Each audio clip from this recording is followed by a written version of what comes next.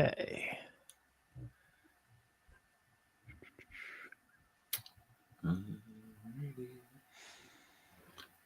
No. Oh, there's me first. Okay. Hi, everybody. My name is Chris Eliopoulos. I am the perpetrator of such books as Franklin Richards, Son of a Genius, Lockjaw and the Pet Avengers, Cow Boy. What else am I doing? Ordinary People Change the World series that are in bookstores everywhere. And Xavier Riddle and the Secret Museum on PBSKids. And you're on Splash Pages with your host,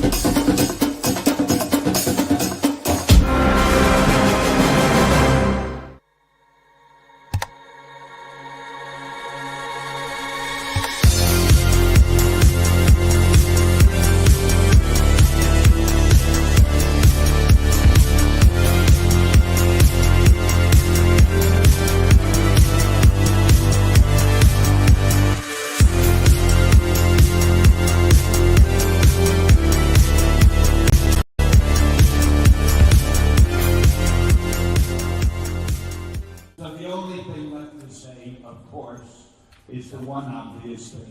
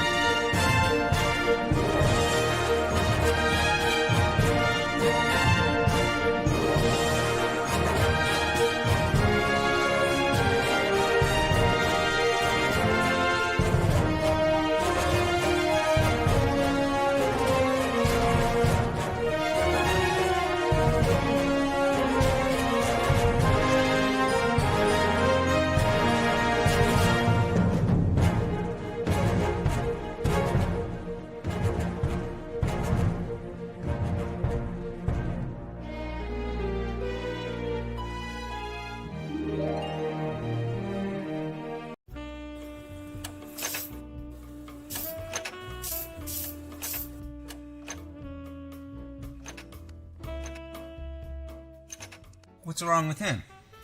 His girl just broke it off. It's her father. He doesn't want her dating a zombie. Why? What are they, demons? She is predeceased. An outsider? Mm-hmm. Man, you're asking for trouble. She broke my heart. You're a zombie. Technically, you don't even have a heart. After all of the great cinema that we brought to the world, and we still get no respect.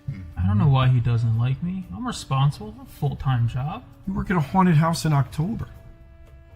I'm trying to be healthy. She's a vegan, so... Wait, you're giving up meat? Oh, come on. What are you gonna do? Attack a farmer's market to try to impress her? Now, if he was a vampire, you'd have a much better chance with her death. Yeah, those pretty bastards. I didn't think this would be that hard. Hard? Man, I'm a zombie and I'm black. Here we go. I blame the educational system. I blame the media. I blame George Romero. Oh. How could you be so disrespectful? Coffee? Zombies don't know much, but they do know good coffee. Deadly Grounds. It's coffee to die for, and zombie approved. Who's George Romero? Just have some coffee. Hey, happy Tuesday, everybody. You are watching Splash Pages. My name is Leo. I'm the monkey behind the keyboard here. We have an amazing show scheduled for you as always, and we'll kick it on over to Jar Jar. How's it going, I'm bud? still doing my socials. The commercial break just wasn't long enough tonight. Hey, welcome to Splash Pages. It's Tuesday night. It's 8 p.m. and I should be ready. I'm sorry I'm not. Kick it off over to Drew, who probably is ready. Hey everybody, I'm Drew. Welcome to Splash Pages. Since Kari is out, I felt that the show definitely needed some sort of puppet. However, all I got was a spud. So naturally, at least we can say there was a puppet on the show. Sorry, Slimer. So, thank Thank you for joining us, everybody. It's Tuesday, and happy December, everyone, for the final countdown of 2025. Good riddance. I mean, we're really glad to be back, and we have an absolutely fantastic guest. There's no way you haven't read a book or perhaps own a book that in the last, I would say, 10, 15, maybe 20 years, that his work has not been on it. He has been a letterer for Marvel Comics for a good majority of time, lettering hundreds, if not maybe thousands of pages. But he also does a lot of other projects, as you saw in the intro. Specifically, he does Franklin Richards' Boy Genius, Lockjaw and the Pet Avengers. There's also Cow Boy with Nate Crosby. These are all things that we read, and a bunch of other things. But don't hear it from me. Hear it from my fellow East Coast resident right across the river, the one, the only, the extremely polite and very nice Chris Eliopoulos. Wait, the extremely nice and polite? That's not me. You got the wrong guy then. How are you all doing? Good. Thank you for joining us, Chris. Yeah, Fantastic. we only got rain today. No snow for everybody else who got snow tonight. Mm-hmm. Yeah, we got rain. Yep. We got the rain, man. Boring. How about rain. you, Leo? What did you get? We're rain. Yeah. Just rain. Oh, so I'm the only one that got snow out of here? Oh, Mm-hmm. Yep. so- It apparently where you are, they believe in powdered Christmas. For us, it's just rain. Well, it's raining now, so it's all going to be ice in the morning. So That's great. awful. But enough about me. On to Chris. Yes, Chris. One, thank you again so much for joining us. Yeah. I mean, it was absolutely fantastic getting to talk with you at Terrificon, and even getting to see you for a bit in New York Comic Con. Yeah. Thank you again. It was just fantastic. You know. What else is I going to do? Oh, I know, but just still, manners. But because we touched on this a little bit in our interview, but I mean, if you wouldn't mind reiterating again, how did your career in comics start? By accident, actually. I had read comics in high school. A friend of mine had introduced me to them. I actually enjoyed John Byrne comics. Really, that was my drug. But when I left for college, I stopped reading. But I was always into comic strips. And then in my senior year, I was going to FIT, the Fashion Institute of Technology in New York City. And while I was there, I was taking a major in advertising graphic design because my parents made me believe anybody can make a career in cartooning. And then I had a minor in illustration, and one of the classes I had was sequential art with some guy named Gene Colin.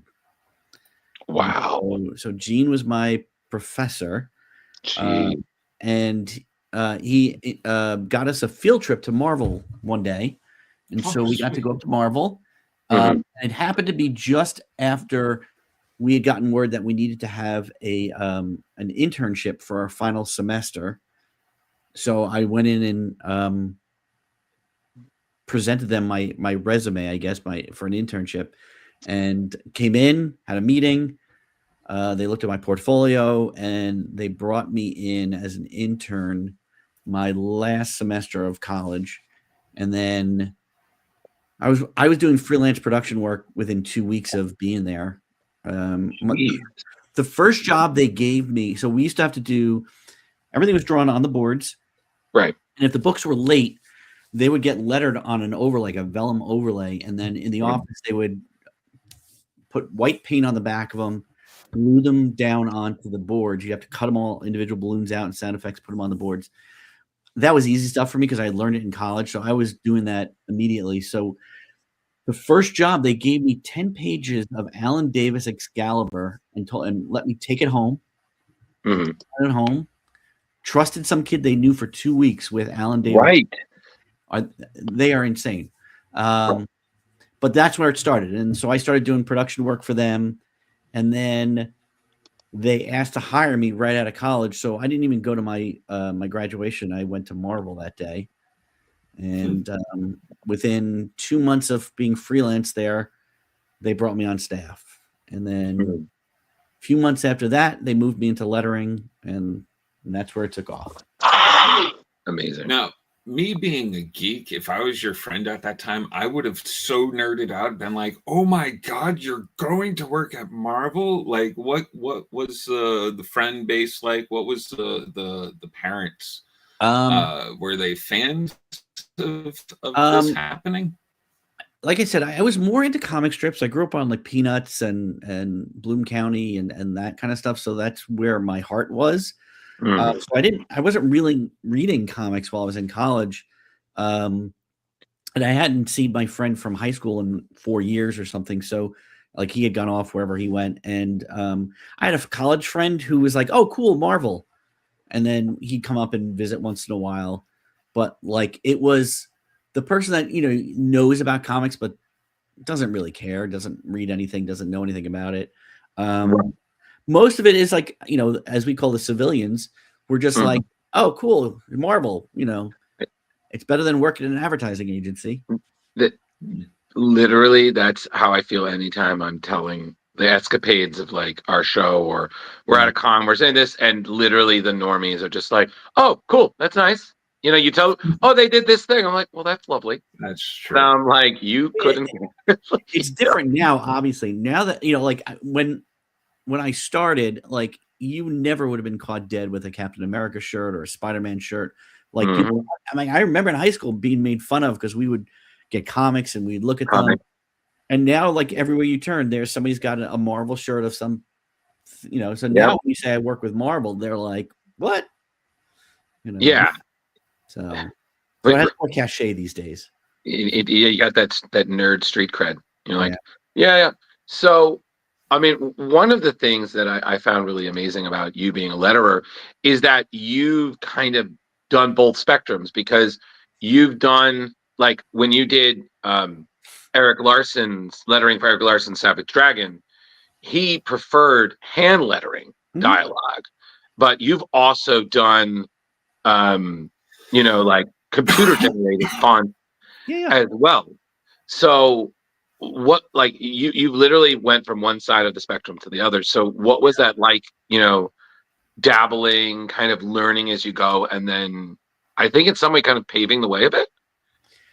Yeah, well, when I started, it was all hand lettering, like everything. There was no computer stuff at all. When I got on set, when I was doing production work, they tabbed me for lettering. They had they saw that I had type experience. I knew how to do typography, so they said, "We're going to push you towards that." And so at lunch, I would go grab a sandwich and I would sit. They set me up with pens and ink, and the lettering guys would show me how to file down a pen point, and it's like calligraphy. You were just learning how to draw letters, and so I was doing that for the first at least 10 years. I was hand lettering everything. I remember being on staff. I don't know if I was on staff or I was in the office. I had to be on staff. It was in the beginning. It was like probably 92. Richard Starkins had gotten permission to do a job on the computer, and they were testing it out. And it was kind of the same way that hand lettering was done on an overlay, and then we would cut it out and paste it up, but it was all done on the computer. And I remember looking at it and saying, "This is where it's going to go. It's so much easier." I could see the potential immediately. Like I could see that if you had a font, you could have 6 people with a font, with a computer, separately letter a book in an hour, and you'd have it done, right? If there was a job that needed to be done that quickly, or if you need corrections made, which were done by people on staff, you just hand them back the notes and say, "Fix it." So immediately I knew there was going to be a change, and I told every letterer that was around, I said, "Start doing this now. Make up your own fonts." I started making my own fonts. I said, learn how to do this. And most of them who were on the older side, older than me, I was probably like 21, 22 at the time, were like, they're never going to replace hand lettering. It's an art form that can never die. They're always going to need us. And I could see it. I was like, you guys better get going on this thing. And none of them really did until it was too late. Right. There was a point where Richard had really crowded the market. He had a whole staff. They were lettering just about everything under the sun. I had started doing that. I was a one-person operation as opposed to him. So I was getting jobs here and there, but I was nowhere near that kind of level. And then in 2002, Bill Gemmis asked me to come on and sort of train the staff how to letter on the computers, and they licensed some of my fonts, and we kind of made a deal. I would letter a certain amount of books, and then I would come in like once every couple of weeks and work with the lettering staff. And eventually, I guess they felt like it wasn't working to have people on staff, because like it's that old saying, like, right, if you pay them $25,000 a year, I'm making this number up, and they do 4 books a month, and then you ask them to do 8 for $25,000 a year, they rebel and say, I'm not going to do twice the amount of work for the same amount of money. So he started to realize that there was another way to go. So he basically one day called me in. I came up to the office. He said, I'm firing all the lettering staff. I'm giving all the lettering to you. You need to make a company, hire people, and do all of our books starting next week. Wow. Oh, wow. So I literally had to then go with the production manager into a meeting with the staff letterers where they were told they were fired. Jeez. And then I had to offer them if they wanted to come work with me. 2 of them said yes, they'd come work with me. One said he would work part-time with me. And the 4th guy looked at us both and said, F you, and walked out the door and didn't want to do it because he was so offended by the whole thing. So, so a few panic attacks later, I created a company, got them going, created a payroll, had to create fonts, get the whole ball rolling within a week. So yeah, I had to learn on the fly how to be a businessman because I had never really done that. Right. And so, but in the meantime, I was, like you said, I was still lettering Eric's book by hand. He wanted Dragon to be lettered on the boards. He didn't want it to change, but it got to the point where I just didn't have the time. Right. I could letter a computer lettered book in about 4 to 5 hours. It was taking me 2 days to letter by hand a single book. Right. So the economics and the time were just against it, and I eventually had to tell him I couldn't do it anymore. So he got, I think the next one he got John Workman to follow me up, and then Tom Orrs followed up, but then they couldn't keep up with the schedule. So he was like, well, I guess I have to go to computer stuff. So then I lettered a bunch of issues on the computer. Like I came back and did that for him there. So, right. But yeah, so I've done both. And now these days I do a hybrid. On my books, I hand letter, but I created custom pens in Clip Studio Paint, and I letter by hand in Clip Studio Paint. So it's electronic, but it's also hand lettering. I was going to ask back when you first started, I know Marvel used or had some custom software. What were you using for creating like the font kits? So in the beginning, well, it was funny when I was on staff at Marvel, they had gotten like the first generation Photoshop, first generation Illustrator. Everything is lettered in Illustrator. It's put together in InDesign. And then the art's done, well, the art is saved as a Photoshop file. But I originally used Fontographer to create all those fonts for years. And then they got sold and it got folded into like another font manufacturer. And by that point, I had kind of graduated out of creating fonts. I had created so many of them that we use them all for the Marvel books these days. So I really haven't had the need to create any new ones, which is bad because I really should get back into the habit of it. But I'm a busy boy. And just a follow up on that. So with fonts, I'm assuming, do you license your own fonts? So the ones, have you created any and then you're selling the licenses? Because I used to work for a company and we had to buy font licenses. They're expensive. So the way it works for me anyway, I do not license my fonts out to anybody but Marvel. I licensed them out because I wanted to make sure that they had their own unique look, so that you didn't go over to DC or you didn't go over to Image or whatever and it looked like a Marvel book. I wanted them to have a unique look. So they've licensed my fonts for not even for use. Like they can't use them in house. They can only have them on their computers in case some like final corrections need to be done or something like that. Or, but I've licensed because we've done some work with other publishers like Scholastic and a few others, and so I've licensed to them with the Marvel work. But yeah, I haven't,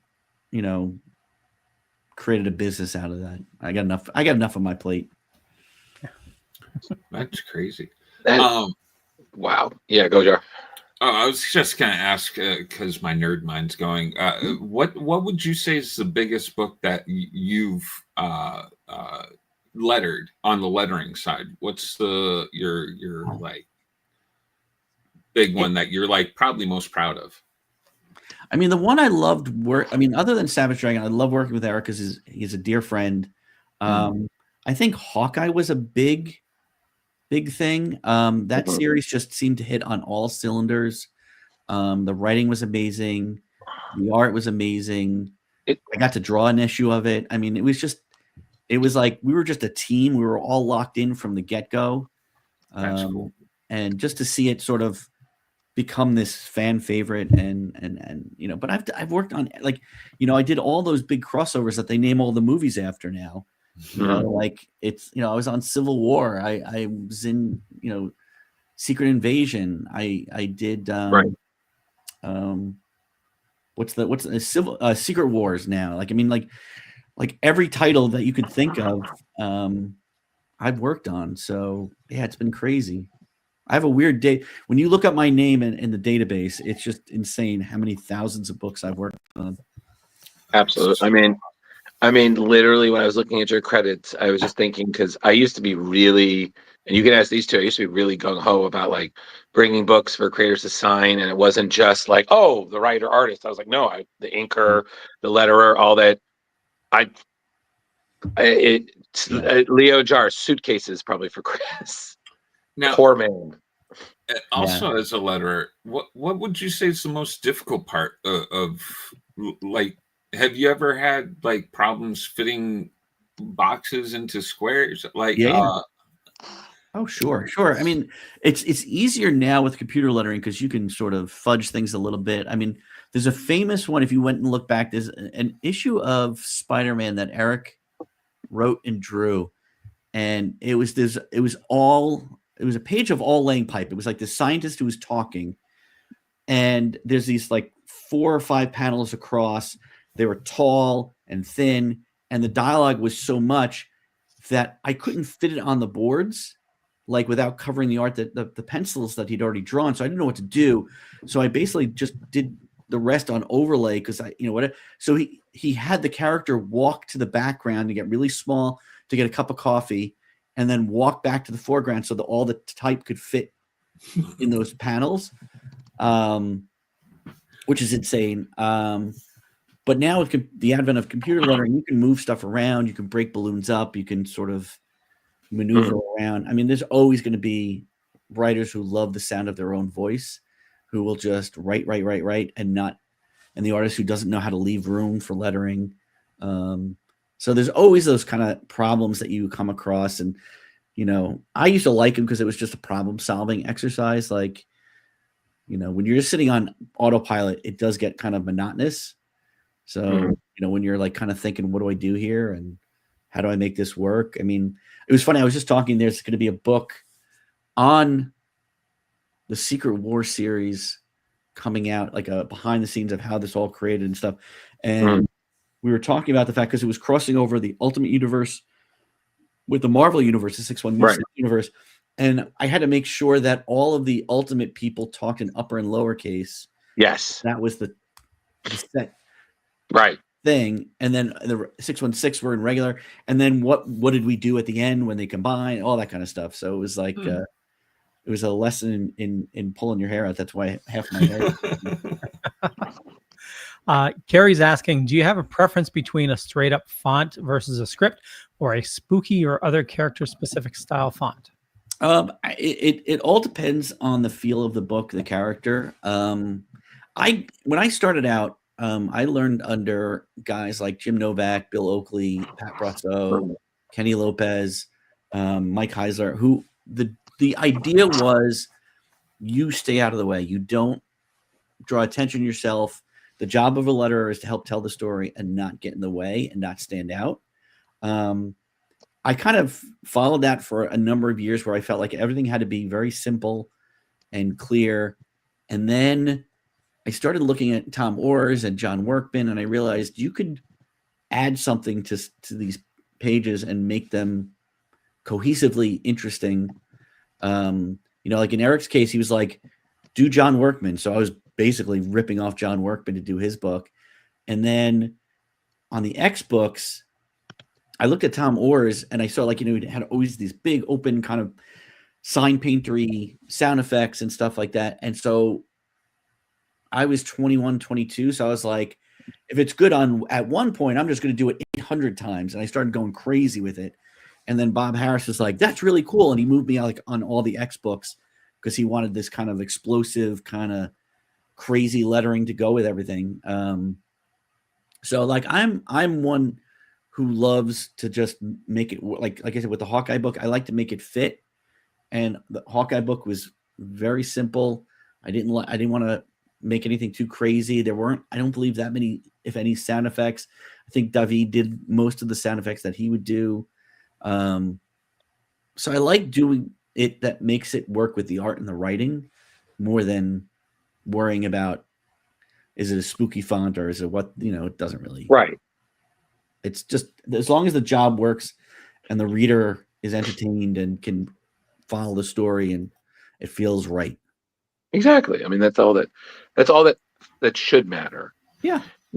I'm trying to think of, I know it's lettering. It's like, how much can you ask about lettering? It is as boring as. Oh, no, it wasn't even that. I just wanted to kind of segue into your work. Yeah. And guys, which one did you want to start with? Well, what made you were you still cartooning at the time while you were lettering? Were you showing it to Marvel and being like, come on, man, hook a brother up? Well, when I was on staff, I did a couple little things, like I would do drawings and stuff. And I wrote I don't know if you remember Marvel Age magazine. Yes. Mm-hmm. So it was like their in-house previews type of thing. And they used to have a calendar on the back, and they asked me to write the calendar. So I wrote the calendar for a while when I was on staff. I did some drawings. I did some stuff in What the magazine. I did some little things for letter columns. Nothing great. But unfortunately, I fell into that trap of, I had gotten married in 94, and lettering was the boom of comics. Like they're publishing so many books. I was at one point lettering 30 books a month by hand. Wow. Jeez. So I was going crazy. I fell into the trap of going, oh my God, I'm going to make all this money. I might as well make as much money as I can. And I sort of put the cartooning aside, and I had been working with Eric, like I said, for a number of years. We would be on the phone day and night, to the point where our wives were ready to kill us, because probably whatever money we were making on the comics was being spent on the phone bills. Mm-hmm. And I was lamenting to him one day. I said, I wish I could get back into cartooning. And he goes, all right, you get 2 pages a month in my book. The first one is due tomorrow. And so I literally had to write and draw a cartoon 2 pages and get it done overnight. Mm-hmm. And then I started just doing that. And then my friend Judd Winnick was doing illustrations for these Complete Idiot's Guide books. Remember, the Complete Idiot's Guide to Ancient Egypt? Or whatever. Right. And then he's like, I can't do it anymore. I recommended you. So I started doing those. And I did those for a couple of years. It was like every week I was doing 1 or 2 books. It was like 5 to 7 single panel gag cartoons for each book. But I was doing stuff like Complete Idiot's Guide to, the Renaissance. Then the next week it was the Complete Idiot's Guide to C++ programming. And I'm like, how do you find jokes in that? But so I was doing that. And then I'm trying to remember the exact order of things, but I was sitting at the office up at Marvel. I came in to visit, and I was in CB Sobolski's office. We were just BSing, whatever. And he was telling me they were coming out with a new line. Of course, it was named Marvel Age. It was sort of like Kismet. And it was going to be a bunch of all ages kids books. And I was like, oh man, I had this idea. And it was like Franklin Richards, Son of a Genius. It was basically like my son I had my computer set up, and I don't know if you remember those old Mac towers, like they were really the tall pro models. And unfortunately, I had it on the floor. I was sitting at my desk. My son came shuffling along the carpet, stepped up onto the tower to get on my lap, and grabbed onto the keyboard at the same time, and it short circuited and wiped out my whole computer in one fell swoop. So I lost everything. And after I was done, like losing my mind, it sort of hit me like, these kids could destroy even my computer. Could you imagine what the son of the smartest man in the world would do with all of those cool kids? So I was just pitching CB on the spot. And as I was telling him this idea, he started making a phone call. And I'm like, I have bored him to death because he's making a phone call. He doesn't want to hear it. But he was calling the VP of sales that says we have another book for our line. And so he set me up with Mackenzie Cadenhead as the editor and said, you guys are going to do a Franklin Richards book. That's fucking dope. Well, speaking of right on the spot to get something like that done, that's pretty. Yeah, absolutely. Yeah.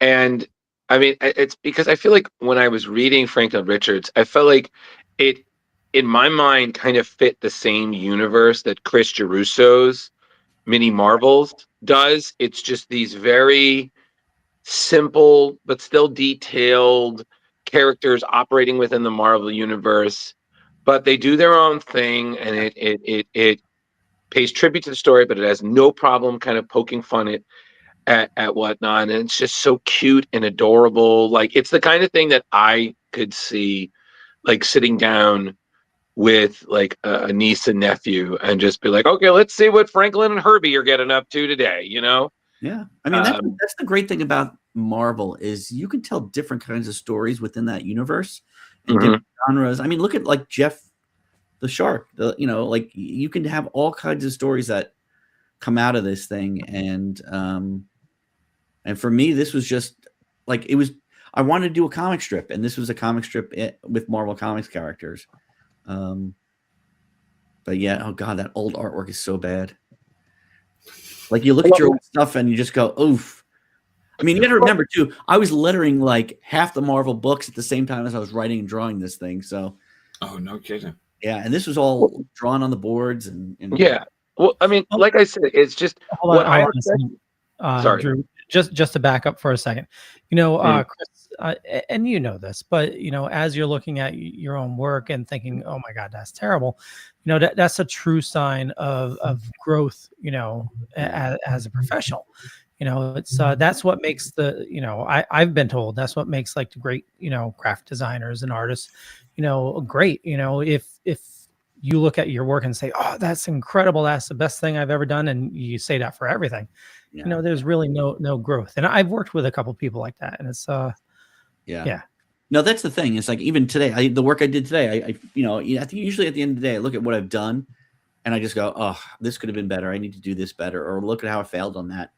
Like, yeah, I think that's the thing. That's the, when I was lettering, it wasn't a joy of lettering, but I just wanted to improve and get better. I always feel like if I'm doing a job, I want to do the best I can do. And I always go back and look and try to improve. And I'll look back and go, oof, why did I do that? Or I got to do that better next time. Yeah, the minute you're satisfied with your work, you've pretty much stopped growing and you're not going to get any better.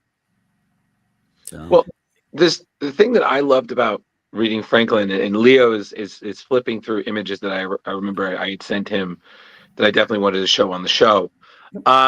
It definitely gave to me like Calvin and Hobbes vibes, which I'm a huge fan. We've talked about that. I'm a huge fan. Like, I loved it. Like, again, the little references you were able to slip in were just fantastic. And like, even this, the little Doom, just is just the enemy of Franklin. I was like, oh my god, this is too freaking cute. Like, I can't even. Well, I pulled that and I stole Byrne again. Like, he had Kristoff in his series on the FF back in the day. So I thought that would have been the perfect like foil for Franklin, would have Kristoff as a little Doom going running around. So, oh yeah, but it was just so cute. And then even even like small things. Like I one of my favorites was one when this one from Poor Herbie's Day Herbie. Off. All the thing Herbie would do, and then oh, you're back. Oh, okay. Well, Yeah, party, nothing. no, vacation's over. Yeah. But the other one I loved was when it was the Thanksgiving special when they end up on a world that everybody's a turkey. Yeah. And I think they were going to eat him. See what coffee that for you? Oh my God, that was just so funny, especially because in the end they're like, oh my God, we're trapped. What are we going to do? And Herbie's like, oh, don't worry, because if my calculations are right, there's a you in this world, and he 100% will be exactly like you. And yes, even that was just, oh my God. So those days just I don't even remember half of these stories. Like I have to go back and reread everything because it's like keep flipping, Leo. I just was like, I just get again, like I said, I was lettering all day and then writing and drawing these things on nights and weekends just to sort of keep up. Mm-hmm. I think they were coming out like quarterly, so it wasn't as bad, but it's still, This one made me laugh so hard because I remember there was a Calvin one where I think it was Hobbs. Like he wanted to get a haircut, and Hobbs just keeps taking more and more off. Right. Yeah. And then at the end, he's just like, and he keeps. His mom's like, "What did you do to your hair?" He's like, "No, I didn't do it. Hobbs did it." Did you really think I did? And he's like, "Well, I didn't." It was just so much fun. Even this was hilarious because I think like at the end he has like Wolverine hair. And of course. I mean, you're gonna go for hairstyles, yeah. Yeah, but again, just subtle, simple goofiness. But the Turkey Fantastic Four, even this one, which was I think like Herbie has like a malfunction during a lightning storm, and he's just mimicking classic monsters. So he's a vampire, he's a mummy, he's Frankenstein, and Franklin's just like, oh my God, stop. I it's so funny. It's like I don't remember any of these. Like that's how long. Well, I mean, you got to think about this. This was done in what 2000? Oh, geez, 5, 6, 7. I don't know. It was a long time ago. Yeah, like it's and again, like I said, I was writing these things like stream of consciousness. I was like not aware, and the fact that I could draw these things with two of my own kids, my wife, and a lettering business. I don't know what the heck I was thinking. Youth is amazing. Like when you're young, you can just do this and keep going. These days, I'm like, oh, I got too much to do. Nap time. I love nap time. I don't care what anybody says. Nap time's great. Absolutely. So it did well for a while. I mean, I kept doing it and just got to a point where I was like, all right, I think I've run the course. But I think there was a point during this. I switched editors to Nate Cosby, and Nate had asked me to. Speaking of Drew Russo, he was supposed to do a 6-page story in the back of Spider-Man Family, and couldn't make it work. So Nate was like, "Come up with a story," and I needed I think it was like crazy. Like, come up with a story and get me a script in 2 days. And I did a story. It was about this kid who had action figures, and these kids bully him and throw them in a lake. And he's all sad because he's always bullied. And he sits down next to the puppet master who hears his story and feels bad. And he creates this Spider-Man action figure who actually comes to life and sort of does stuff. And then he spouts off like Spider-Man sayings. And at the end, he's like, let's go beat up the bad guys, and Spider-Man does his whole with great power, there comes great responsibility. He says, we don't act like them. We're not bullies. And so he liked that one and said, okay, now you have to do the lead story, write and draw the lead story for Spider-Man Family. I was like, okay. So of course, who didn't love Walt Simonson's Thor? So I had to do Frog Thor. So I did that story, and then Nate went freelance and asked me to do Cowboy. Amazing. I just lead you right through everything. No, you're doing great. But I mean, again, this was just so much fun, and like I said, just reading this, I was just like, oh my gosh, I I would 100% buy this for like my friends whose kids are being indoctrinated into the world of nerds, and just be like, you guys will love this, especially just because it's so cute. Like if I saw someone, it was a Fantastic Four family, and they had a Franklin and he had a Herbie, I was like, your kid wins. Today, kid wins. Like, you guys are a fantastic family. Franklin, yet again, is victorious. Well, they re-released the first issue when the movie came out, and just put a little slug on there and said Herbie now, in this book. So they tried to. They asked me actually to do it. They asked me to do another series, do another like a 4-issue limited, and then they decided against it. I don't know. So. Well, like even at the end, like I loved because I'm a big history person, and I loved how you just did like the summarize. So like literally Franklin is traveling through time, and he's getting like little presents from people throughout history. I mean, that was just so cute. I mean, even the thing with the clones, I was just remembering Calvin and his issue with his duplicator. I was just, again, this just tickled that nostalgia for me. Like literally, if there was a crossover where Calvin met Franklin, I was like, oh God, that is just. They'd blow up the world. Literally, I was like, Herbie and Hobbs have their work cut out for them. Yeah. But Leo, Jar, what did you guys think? Oh, I love this story, but I'm ready to talk Cowboy. Cowboy. Oh, okay. I will say we did Lockjaw and Pet Avengers in between that, but I kind of just skipped. Well, we Jar, why don't we'll talk about Lockjaw for a bit, and then we'll kind of segue to Cowboy. Because you did. Whoa, put the gun down. Oh, no, I'm not going into Cowboy. I just want to know: do you still sketch traditionally, or do you do all your work now digitally?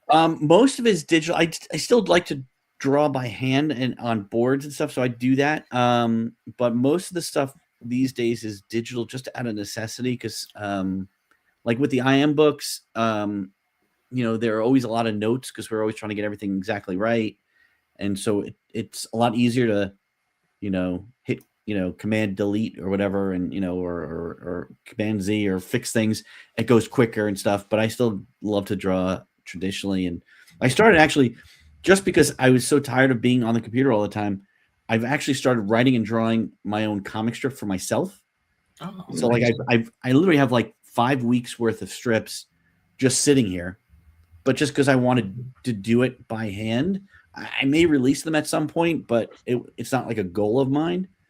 It's a way to keep me working with. Do you ever think about doing a newspaper comic? I know newspapers are so kind of like they're gone. They're almost gone. They're gone. I guess we're going to jump back a little bit. So when I was doing the strip for Eric, Desperate Times, I had started doing it as a strip. So I would just do a number of strips, and then we would collect them into the book, and then.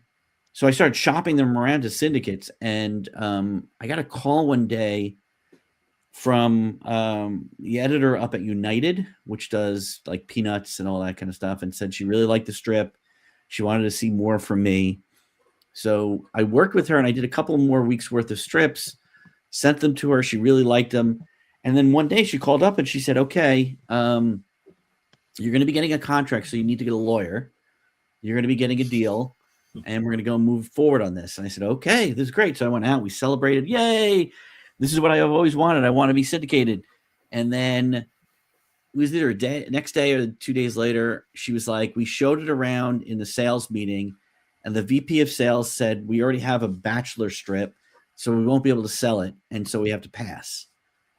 So literally I went from the highest high to the lowest low. Man. But she really loved the strip, and so she sent it to her old boss, who was over at the LA Times Syndicate, and she liked the strip. And then I worked with her for a while on it, but she kept asking for she was just like, use fewer words, and I'm like, okay. And then I would try to do fewer, and then she was like, only do 3 panels in a strip, don't do 4. And then she was like, don't do these kind of stories, and only talk about and it was just like it literally. And then at one point, we were on the phone and we were talking about it, and we were both like, this is not the strip that we signed up for. Like, this is just, it's bland and boring now. So we sort of parted ways. So it never really happened, but it was a dream of mine for a while. We have a buddy, Tim Jones, that he runs this strip called Sour Grapes, and he's got himself into like 94 different newspapers and stuff like that. Very interesting stuff. Yeah, I've always loved the comics in the newspapers, so like I was just wondering. Yeah, it's just there's fewer newspapers these days, and the pay isn't great. Most of these guys who are working, they tend to have day jobs while they also do these strips, which is just insane. But what about doing a web strip and then do like affiliate ads on it? I know those are really big, and especially like on Reddit and stuff like that. It's they have a huge.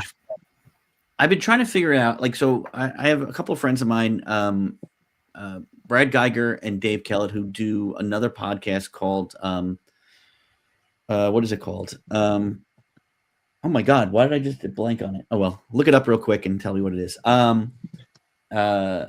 And they talk about doing web comics and all that kind of stuff. And so I listened to all their advice. And if I do it, I think probably what I would do is I would release it through my Substack.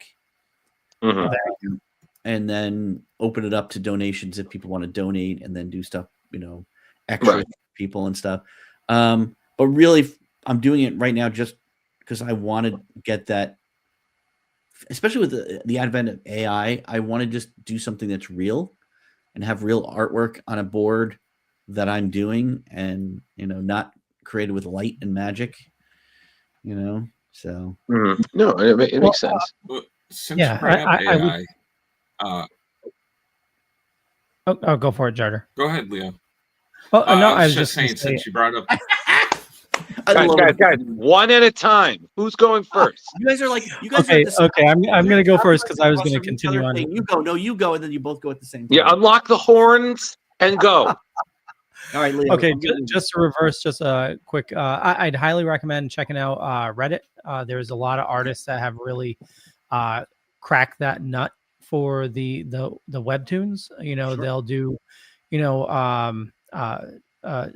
comics just for Reddit, but then they'll have like bonus panel for my Patreon or Substack or whatnot. But yeah, I'd totally recommend checking out the artists on Reddit. They certainly do quite a bit. Yeah, I mean, for me, it's not even for money, or it's not even for attention. It's just this is something I want to do. It's a great meditative thing too, just to sit and get off the internet and not look at social media and just live in this little world for a few minutes a day. And so that's what I do. And so if I do release it, I'm not looking to blow up. I'm just looking to put it out there. If somebody wants to read it, they like it, who cares? 1-2 people read it, that's fine by me. But sorry, total detour we took there. Oh no, you're good. You're good. Listen, we take detours all the time. It's amazing that we didn't end up on the cast of Lost, so we're good.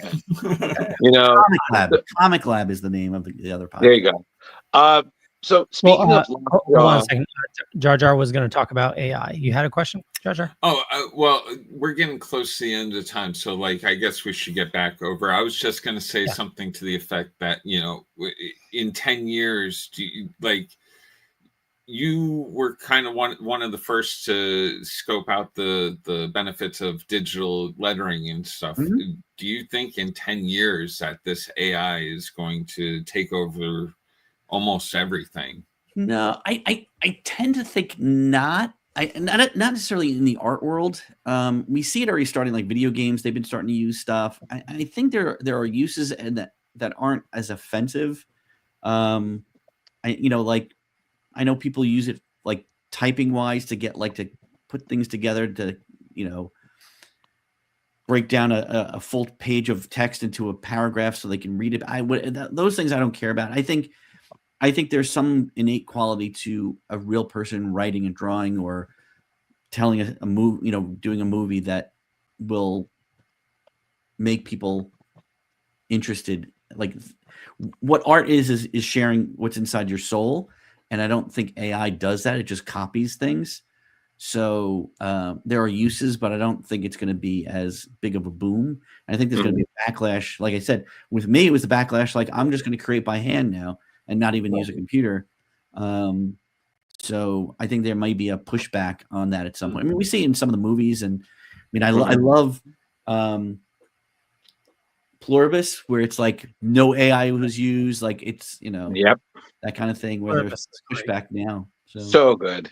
Yep. What a great show. I mean, just top notch television right there. Yeah, good stuff. Amazing. So I just kind of want to touch briefly on Lockjaw and the Pet Avengers. Yep. I mean, what a cute idea. I mean, for me, I mean, I have to say, I mean, I enjoyed all of them, but Miss Lion is my favorite. Like, just, I felt so bad, especially like how you assembled them was great. You know, like, and then the little humor you found, but Miss Lion every time. Yeah, when Nate asked me to do the book, he said, "Why don't we do a book on the animals of the Marvel universe?" So I was like, "Okay." I'm like, "Which ones?" And he's like, "You choose who you want to use." And so I sort of chose based on personalities. But I remember, like, they sent me a database of all the Marvel animals, and Miss Lion was in the TV show, the Spider-Man animated show, I believe. And I'm like, "Oh, we got to get a dog in here that's like this dumb." And I just love the idea that it's Miss Lion, but it's a boy. Like, I just thought it was like the funniest thing in the world. Like, Aunt May dressed up this dog as a little girl, even though it was a boy, and kind of dumb as you know, it's sort of like a German, like a golden retriever, very like kind of loving and gullible and happy-go-lucky. So, and it worked with Hairball. So. Well, yeah, and then even like with this one where they get swallowed by the great beast and Miss Lion's literally talking about Pinocchio, I was like, I can't, because that's literally the first thing I thought of in that scenario. Yeah. So even that, when they're all like in a box getting shipped to the White House, I was like, I'm done. I can't. Like, but that was the funny part. Nate would just say things like, I'd be in the middle of writing it, and he goes, "Let's have Bo the dog in the book." I was just like, "What now?" Like, it was just sort of like, okay. And it was fun because it was like, how do you make that work? Right.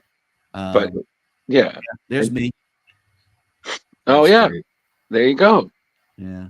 There you go. And then even like at the end with they're collecting Infinity they're collecting Infinity Gems. So obviously, you know who that summons.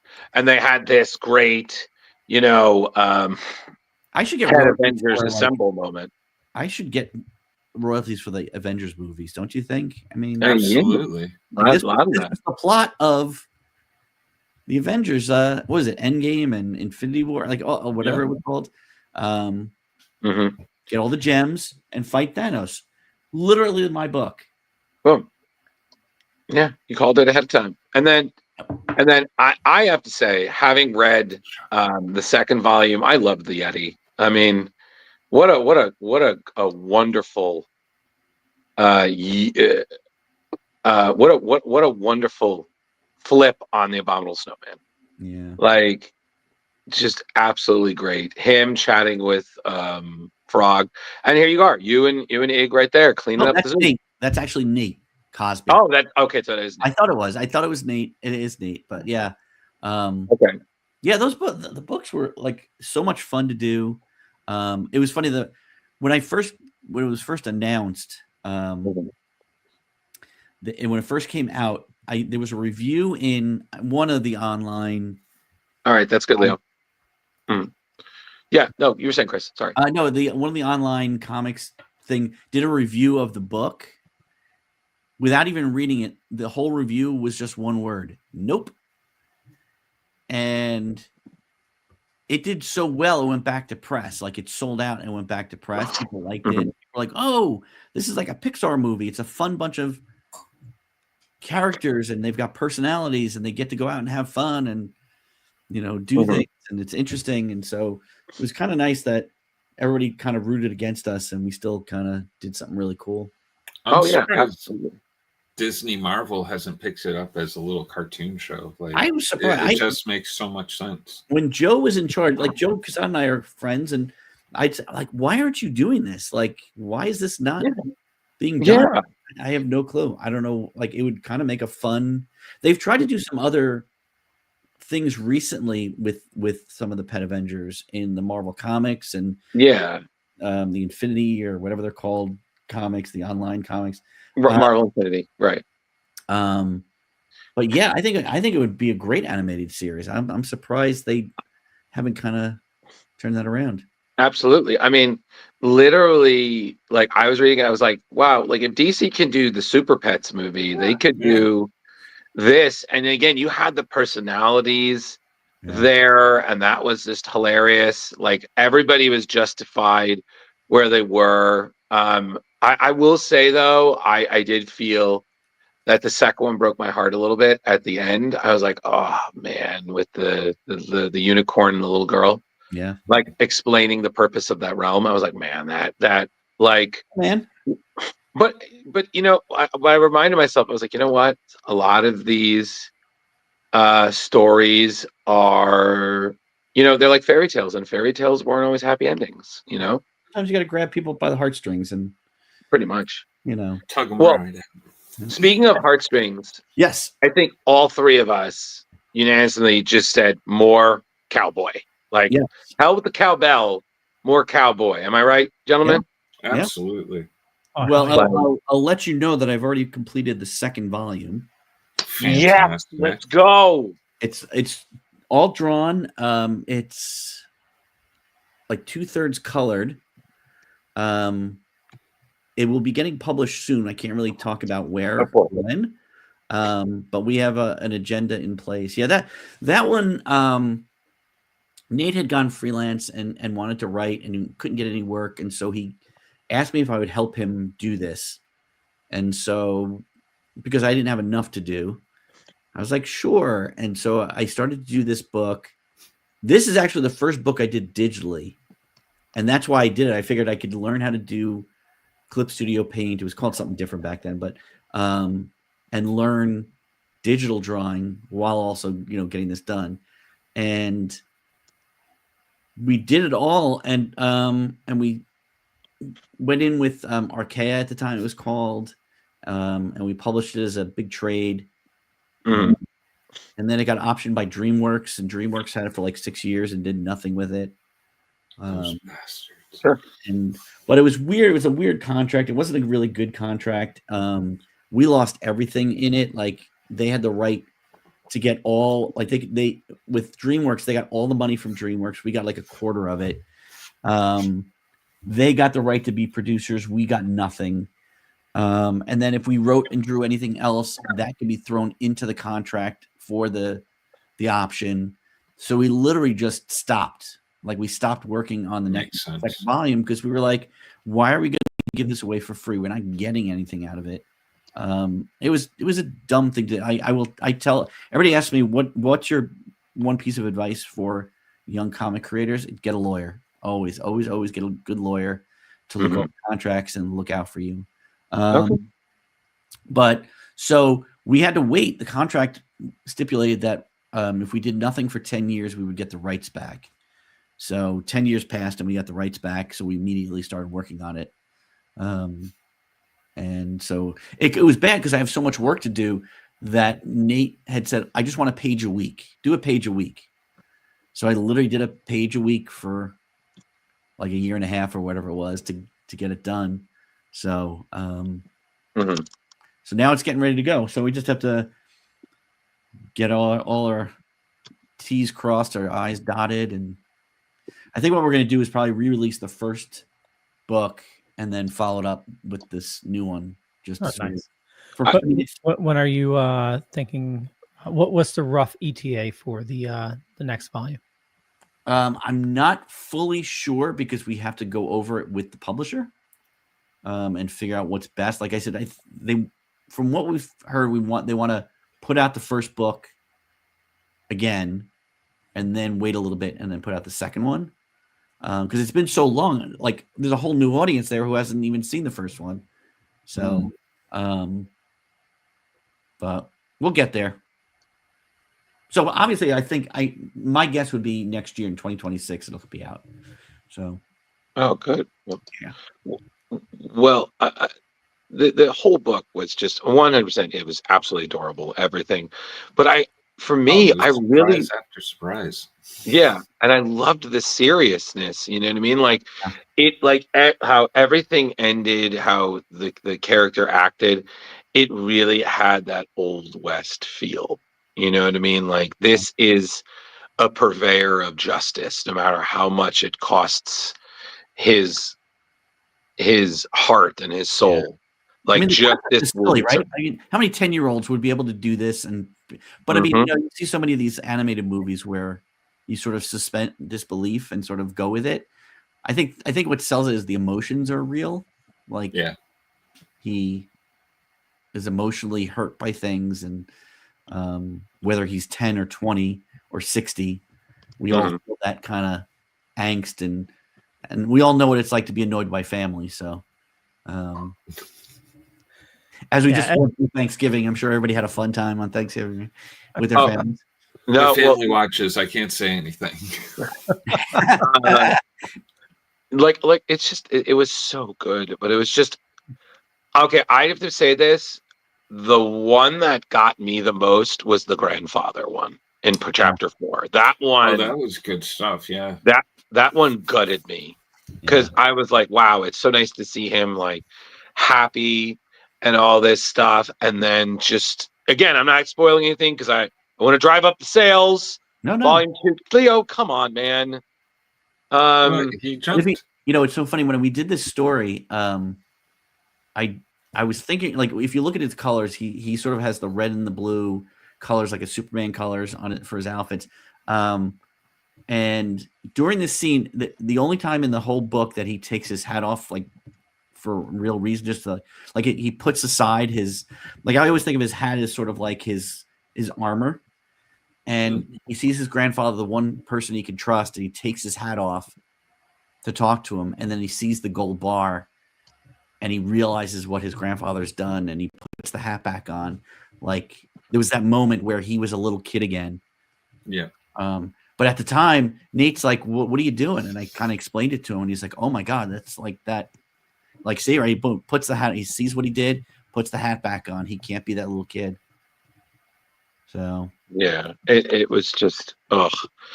And then again, like you and Nate just touched on some really serious things, and that's what floored me, because it could just be, this little gunslinger getting justice, but you touched on, like, at the time, you touched on, absent parenting, you touched on the issues with prejudice and racism at that time, and even the disrespect to women, like all of it was, but again, it all still worked within the story. Like it not like you touched on it, but the story kept going. Yeah, this is Nate's like baby. Like, I just interpret what he's doing. But to him, like, this is his favorite thing he's ever done, and and I love working with Nate. Like, we're like really good friends. So, like I literally drew this first volume without ever getting paid, and then the only real money I saw was a few $1,000s from the option. Like, the book sold enough that I got like a few $100s, but I was stupid enough where I did the same thing on the second volume. I drew the whole thing without getting paid. So just to show you how much we love working on this and love working together. So who knows? Maybe the next time it comes out, it'll get optioned again. We'll make some money. Yeah. Cool. Listen, this time have lawyers. Yeah, well, I've got my lawyers, so we're good. Well, Westerns are big right now. They've come They back. are. Yeah. Mm-hmm. Yeah, And, well, we're gonna try. Taylor Sheridan's really turned that around. I know my son's into Tombstone and the other ones that are based on it or whatever. Like, what was it, the Harrison Ford one? Was it 1899? Yeah, the Yellowstone ones, the like 18. Oh, Yellowstone. What did I call it? Whatever. Yeah, yeah. And he has a new one, Landman, which is really good. That's more oil drilling and stuff. There you go. Right.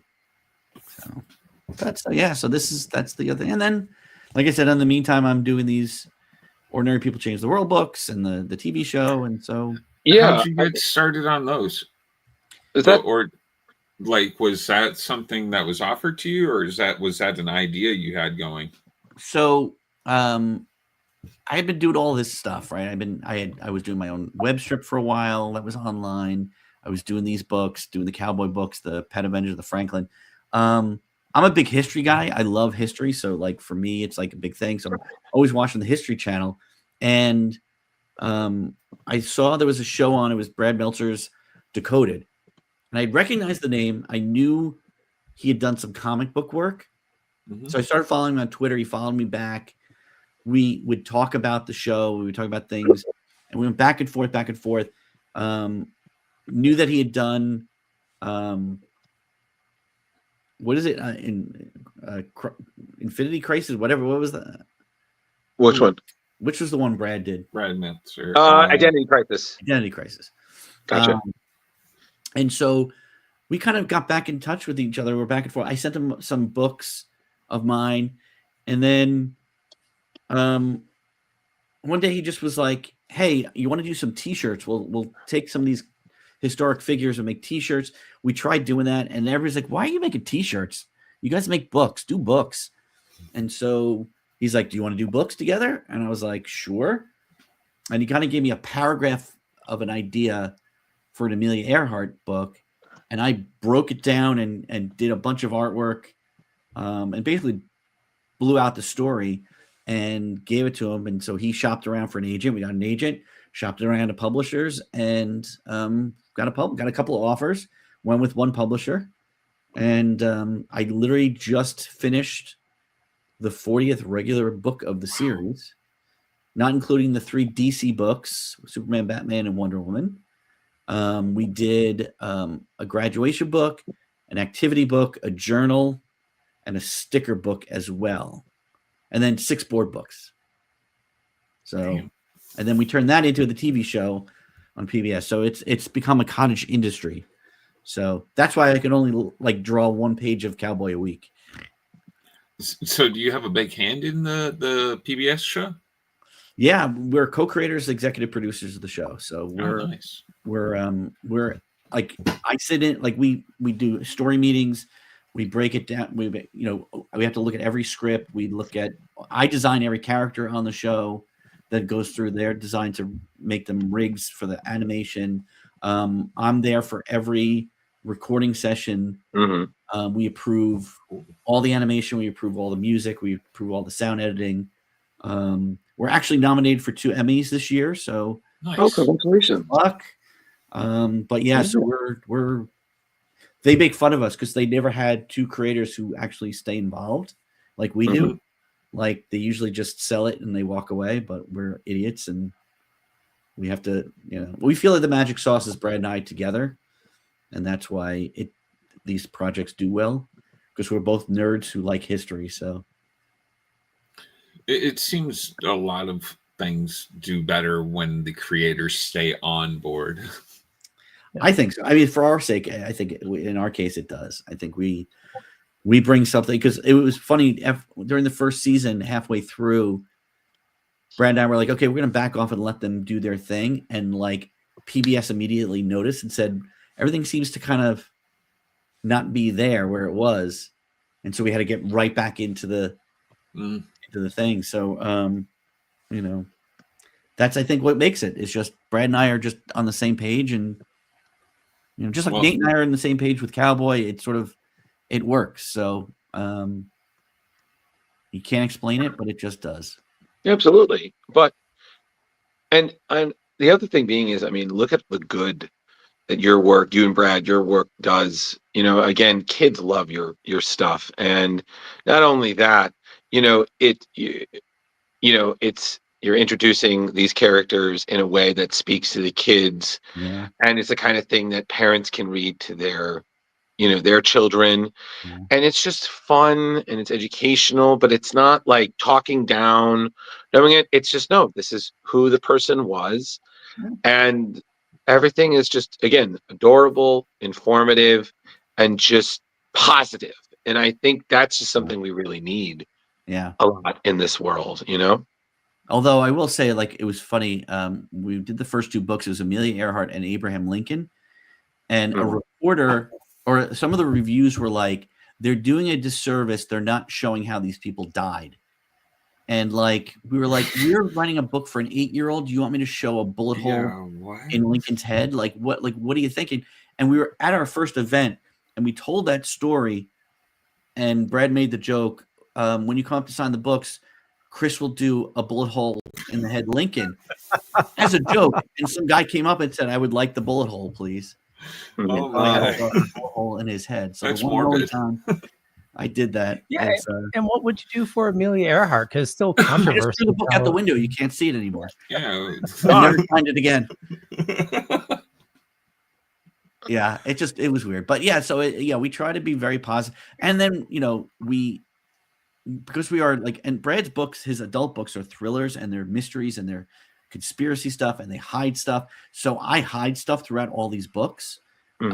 Like I hide Brad in every book. I hide my identical twin boys in every book.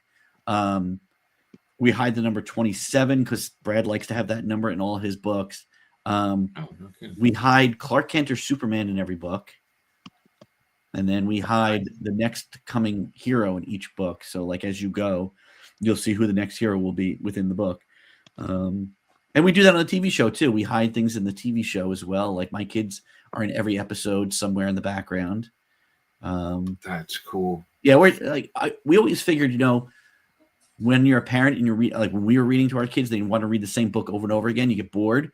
So now, like you make it a game. There's things to find for the parent. Like, oh, good, I can finally do something that's not the same boring read over and over again. So there's the wonderful number 27. Dear God. Yeah, I know. But I know we are running on time. Oh yes. Yeah. Drew, Jar Jar, any last items? No, honestly, it's been great, Chris. Thank you so much. I feel like not only did we just get like a beginner's class on the how to make a career of being thrown into, like, essentially, like, you're the kid who had to figure out how to swim getting thrown in the deep end without floaties. Yeah. And every step of the way. Yeah, and just such respect and admiration to that. And again, I've seen you at your booths. Again, everybody you've talked to, it's just the conversations are so fantastic. And again, it's like I say every time I see you, I'm like, oh my God, I need a better job so I can make the money, so then I can just be like, cool, here you go, Chris, thank you, taking this home. Do you put it on my art wall? It's college is paid off, so we're good now. It's okay. Yeah, I know, but still, I got you do good work. I appreciate it. And I'll let you know when Cowboy's coming out again. Please, nice. Especially if you do anything like Kickstarter or anything like Kickstarter crowdfunding, that kind of thing. We have a segment on the show where we promote those, and we'd be more than glad to, But like again, he worked for free. I worked for free. Mm-hmm. We're paying a colorist, but that's it. And so we figured we would just go right to the publisher. We've actually talked to a couple publishers, so it's a definite. It's getting made. It's going to be published. So, so we're in good shape. I just want to make sure we get the word out at some point that it's out. So, remember me at some point. Oh, absolutely. Maybe I'll come back. We'll talk. We'll get Nate on. We'll talk. Listen, we would love that because, Drew's like I said, actually booking for next year. I am. So, listen, when it launches, let us know. We would love to have you and Nate on together. We could talk about Cowboy and whatnot. That would be we love having the two creative members of a team on. Love to talk about Cowboy. Absolutely. It was absolutely fantastic, adorable. And I could have sworn, and it was funny because I think there's one panel that Franklin is like time traveling and he was in the Old West and some of the characters looked, and I was like, and then I was like, is this like, but then I was like, no, Cowboy came later. So it's not, but then I was like, to time traveling, I don't know. It's so confusing with time travel. How did the X-Men keep track? The TV show is all about time travel. I do time travel. Like, I think it's just my thing. I'm a Back to the Future kid. So, Great Scott, Chris. you've got to go back to Cowboy. You know, Doing it. No, but thank you again. I man. appreciate it, guys. Seriously, like, good luck with everything you're working on. I mean, again, I was looking at your bio and I was like, I know. man, it must be the coolest thing to win like an Eisner or a Harvey or a whatever. I've never gone to any one of those awards things, so I've never gotten up to be like, thank you. Are you going to go to the Emmys? It's funny, we got nominated a couple of years ago, and we went out to LA and we went and lost. But we went. I think this year it's going to be in New York City, so it's right here. So there you go. I gotta go, right? Yeah. You have to get a tux. You have to wear a tux. I had to buy a tux. Like, there's the difference between comics and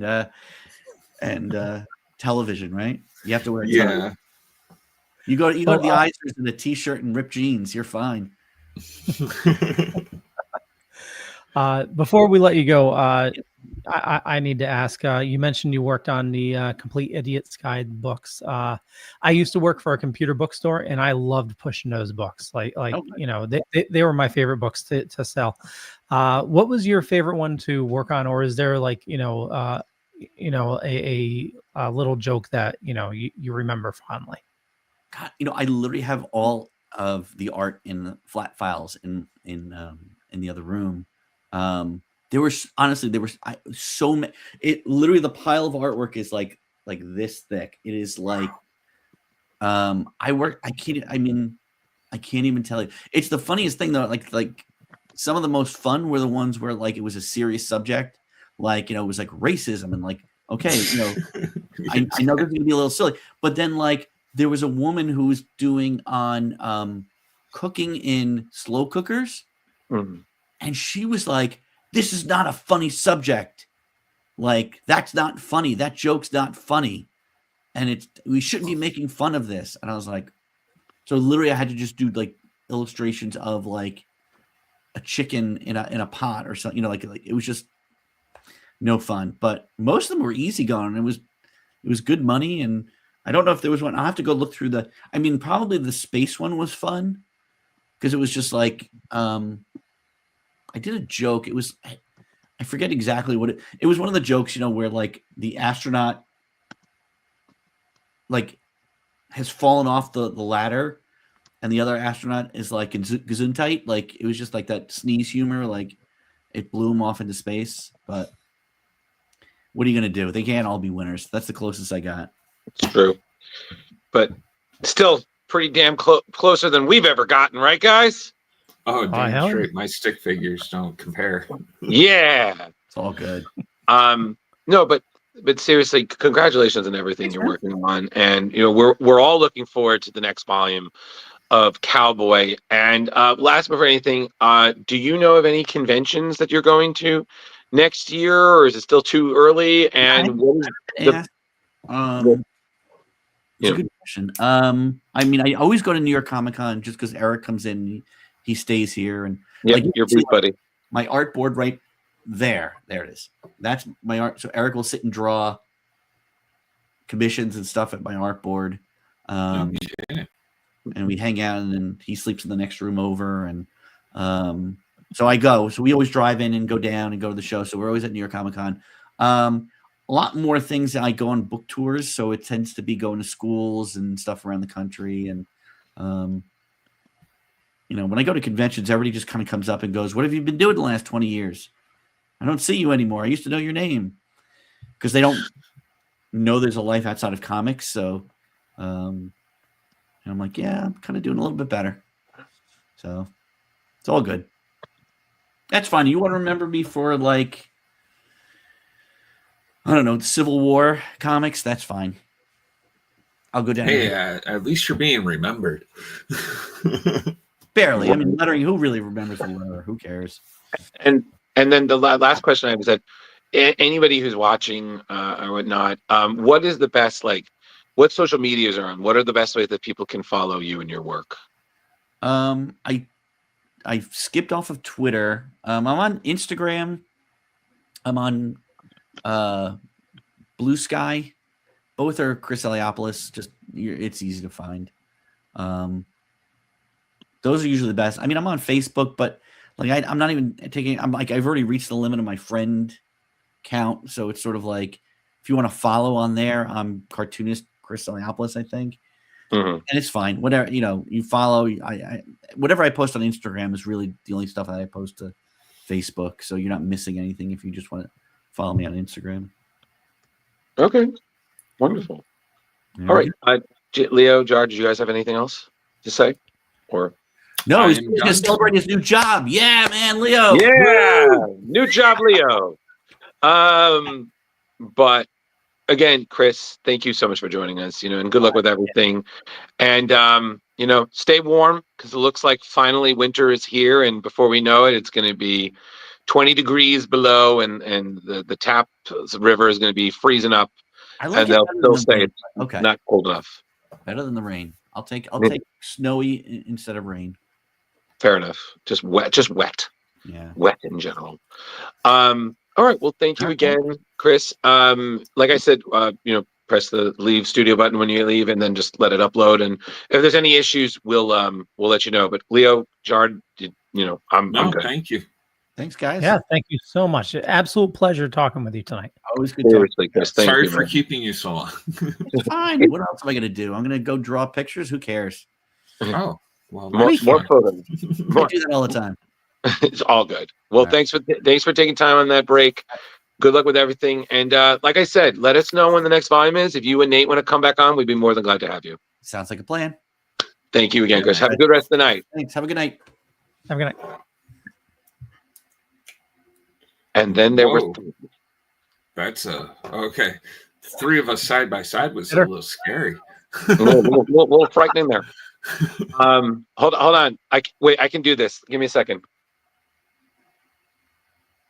Oh wow, that was awesome. That was awesome. That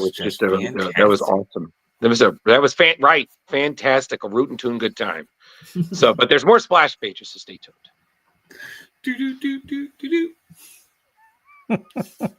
Leo, you come on, man.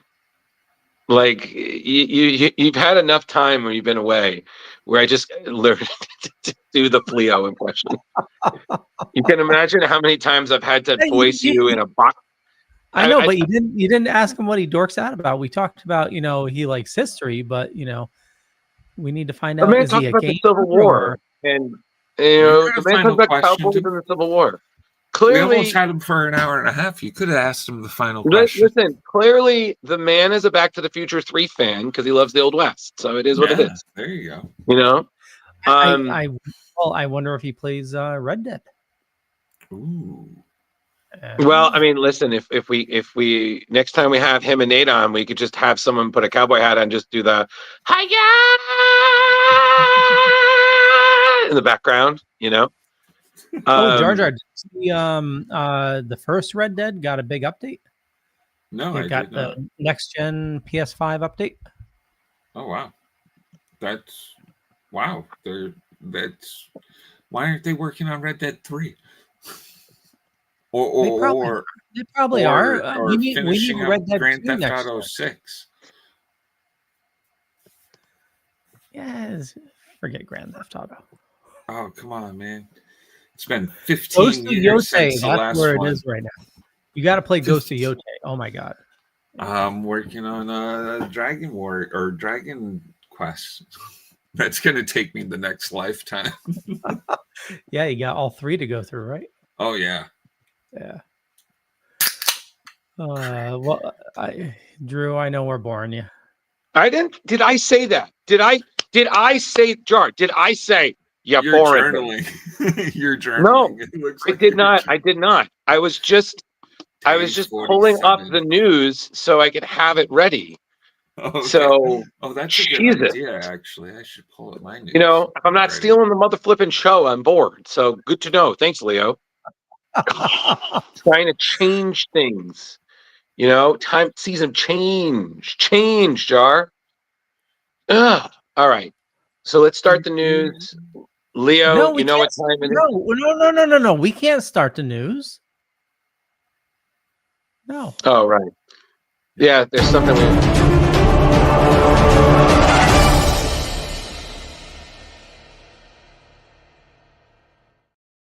You know what, Leo? You know what? You put me on the spot. You do variant watch this time. You go, motherfucker. Yeah. Okay. So, before I share the screen, I'm doing variant watch this week, which is, it's crazy stuff. And so Marvel Comics, they are launching a very special series of variant covers and 20 covers. Like, I don't know, variants are getting a little out of hand lately, but we'll take it. This is going to be an awesome one. So this January, to celebrate the work of artist Clayton Crane, he's known for his detailed high contrast style and use of digital painting techniques. Crane has helped define the visual tone of many Marvel characters over the past 2 decades. So the upcoming release features 20 new variant covers. So throughout January and into February, Crane is delivering stunning depictions of characters like Spider-Man, Doctor Doom, Punisher, Venom, Wolverine, and I'm going to start cycling through them here. So Kane said each of the 20 covers are acrylic painted, which took a total time of around 150 hours to complete. That's insane. So several of them, even after nearly 27 years in the industry, represent my first shot at a published piece of that character. This was a great time, and I'm thankful for my editors for their confidence in completing such a marathon of covers. So all the covers will be available as Virgin variants as well for collectors that just want clean, text-free artwork. So this is a totally fantastic way for Marvel to spotlight one of their most prolific artists. And honestly, we'd love to see them do more of these artists' tributes in the future. If you appreciate that darker, more painterly approach to comic art, definitely check out Clayton Crane and his variants. They're definitely worth tracking down. Add them to your pull list at your LCS. And this is going to be January to February. We should petition Mitch there to get Clayton at Terrificon. He's quite the nice guy. I've met him a few times at Boston. What, Clayton Crane? Oh yeah. I met him once or twice. I think I had him sign like a few covers that I had of his. Super nice guy. His artwork, like if you've ever watched him doing like any of his, like when he's drawing, oh my God, it is so fucking rad, man. I definitely have him in my sketchbook, but I was looking, I have his sketchbook and he did a really cool Ghost Rider for me. Yeah, his Ghost Rider is by far, I think, one of the best modern ones. But I mean, like I said, I mean, it took him, I think in this article, it took him like 150 hours to do all of these. And I'm just like, dude, it shows, man, because they're so pretty. So yeah, there's basically that, man. It well done, sir. 20 issues, well deserved. That's all I'm saying. So yep, that's all I have to say about that. Awesome. Yeah, I think that's that's all of them. Cool beans. I like the whole trading card look of them. Yeah, same here. Oh, there's the Ghost Rider by him.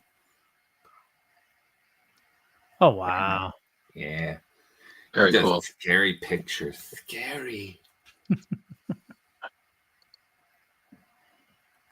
Well, other than that, I think that's about it. But we... Oh, yeah. In terms of variant watch, yes, there is still a little news. Just so, what do we have, Drew? Yes, we have a Huey Lewis cover band called Drewy Lewis and the Drew's News. Exciting tales, fresh comic views. In the pages, heroes fly, villains plot under the sky. From Gotham's dark to Metropolis views, we cover stories old and new. Drew's News, your daily source for comic clues. Join the fun, it's a heroic cruise in the world of Drew's comic news. I want a new drug. That's the power of love. Yeah. Who's doing Moonstar? That would be me. Hello there. So, Marvel has just announced that Danny Moonstar, who, as we know, one of Mutantkind's greatest leaders, original member of the New Mutants, someone who's trained the next generation of Mutantkind, even flown alongside the Valkyries of Asgard, is headlining her first ever solo series, March of next year. This will be part of the upcoming Shadows of Tomorrow era, where it's a 5-issue limited series written by acclaimed art writer Ashley Allen, who did Magic, Ileana Rasputin's character, and rising star Eduardo Adino, who's worked on the astonishing X-Men Infinity comic. So basically, we already know Danny Moonstar as the psychic, bow-wielding warrior who's known for her strength as well as her mystical affinity. But this story has her dealing with an ancient soul-sucking weapon set loose on the Marvel world. It's up to Danny to track it down, but the weapon's deadly wielder will make it easy for her. So after recent tragedies, can she trust herself to save those closest to her, or will her self-doubt lead to even more bloodshed? So we've already seen the original cover, which was by Jermaine Peralta. Leo's been flipping through some of the others, which include variants by Joshua Swaby, Marcos Martin. Hold on 1 second. Okay, so this is Joshua. Yep. And then you got Marcos Martin. Yep, and then there is also a Hidden Gem variant cover by New Mutants co-creator Bob McLeod. Which, again, this is on sale March 4th. And both the creators are raving so much about telling the next story of Danny's chapter, that she's been huge both in the Marvel Universe and in people's lives. So, it's really great to see that, again, it's been 40 years since she was introduced to New Mutants, and she's finally getting her own series. So, hey, good on you there. So, definitely, fans, check that out. Like I said, it'll be available in stores March 4th, 2026. Yeah. Awesome. Yeah. What's next, Mr. Leo? Drew. Well, I believe Drew has this next one as well. Oh, man. That's totally me. What is that? H.P. Lovecraft. So, back in 1937, H.P. Lovecraft wrote a classic tale with the thing on the doorstep. So this is a classic tale focusing on the twisted relationship between two men, Daniel Upton and Edward Derby. So when Daniel shoots a man and gets sent to Arkham Sanatorium, he claims innocence. And of course, in the story, in a rare twist for Lovecraft, Derby actually will go insane. So we are seeing now a Top Cow Image miniseries by writer Simon Burks and artist Willie Roberts, bringing the thing on the doorstep to life. Essentially, they're talking about exploring not only the classic cosmic horror that H.P. Lovecraft is known for, but also the human relationships and the psychological tension beneath it. They talk about that the story will delve deeper into the characters and add a whole new dimension to the Lovecraft mythos that apparently both will appeal to longtime fans and new readers. So Mark Silvestri, the Image Comics and Top Cow CEO, who we got to meet at Terrificon for a hot minute. Again, Jar, thank you for the photo. Has nothing but good things to say about Simon's ability to craft tension and emotion.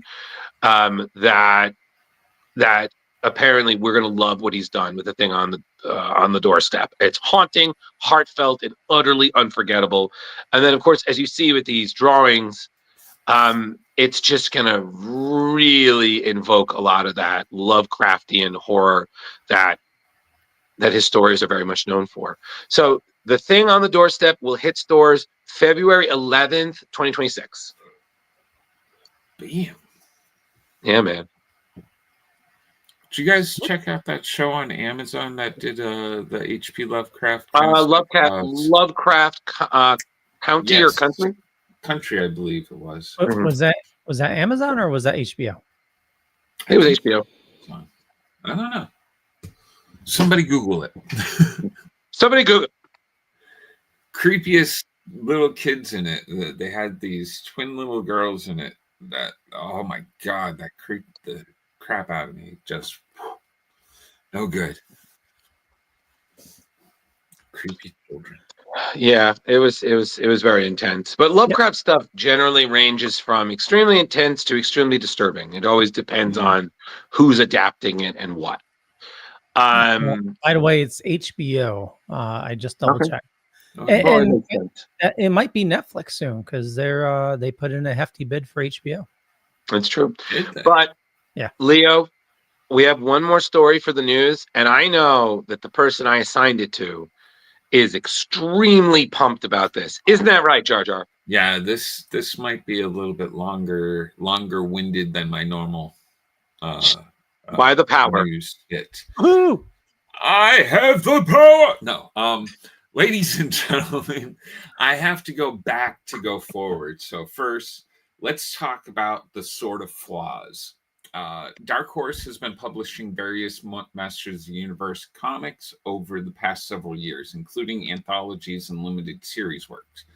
For example, there was the Masters of the Universe Masterverse in the anthology series through 2022. And more recently, there was Masters of the Universe Revolution, which was a 4-issue prequel miniseries tied to the animated show on Netflix. Which soon may be owning HBO. But so Dark Horse for a while has been dipping its toes in Master of the Universe limited series and miniseries, but not a continuous monthly comic series. Now, flash forward to May 2025, Dark Horse started another miniseries called The Sword of Flames. First issue dropped in September. And it's created by Tim Seeley and illustrated by Freddie E. Williams. Colors by Andrew Dalhouse. Letters by AndWorld Design.